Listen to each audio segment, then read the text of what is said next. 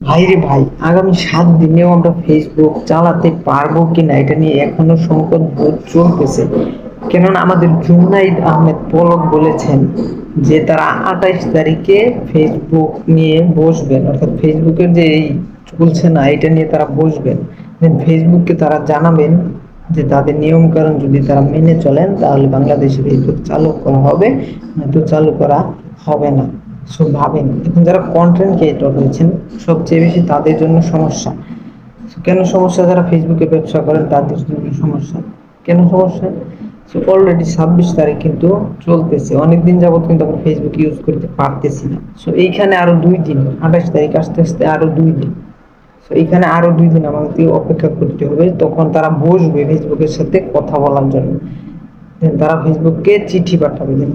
Facebook আবার 2 থেকে 3 দিনের মধ্যে তাদের সাথে আরো একটা পরামর্শ করবে যে কি আসলে তারা মানবে কিনা সরকারের কথা বা তাদের কথা।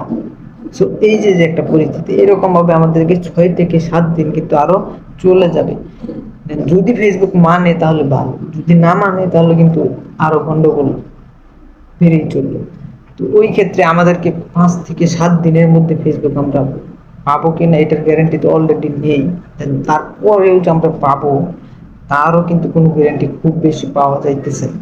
তো এখন যারা কন্টেন্ট ক্রিয়েটর আছে তাদের কিন্তু খুব সমস্যা, কেননা তারা এটার উপরে কিন্তু তাদের জীবন নির্ভর করতেছে। অনেক মানুষ আছে যারা ফেসবুক থেকে ইনকাম করে কিন্তু তাদের জীবন যাপন করে।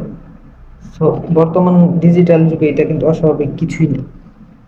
অনেকে আছে ইউটিউব থেকে ইনকাম করেন, যারা ইউটিউব থেকে ইনকাম করেন তারা কিন্তু তাদের কিন্তু অলরেডি কোনো সমস্যা নেই। কিন্তু যারা ফেসবুক থেকে ইনকাম করতেছেন তাদের কিন্তু অলরেডি সমস্যা শুরু হয়ে গেছে, কেননা তারা ফেসবুক কিন্তু ইউজ করতে পারছে না। সো এটা কিন্তু খুব বড় একটা সমস্যা। যারা ফেসবুকে বিজনেস করে তাদের জন্য সমস্যা, সাধারণ জনগণ ফেসবুক ইউজ করে তারা কিন্তু ইউজ করতে পারতেছে না। এটা কিন্তু আসলে খুব বড় ধরনের একটা সমস্যা।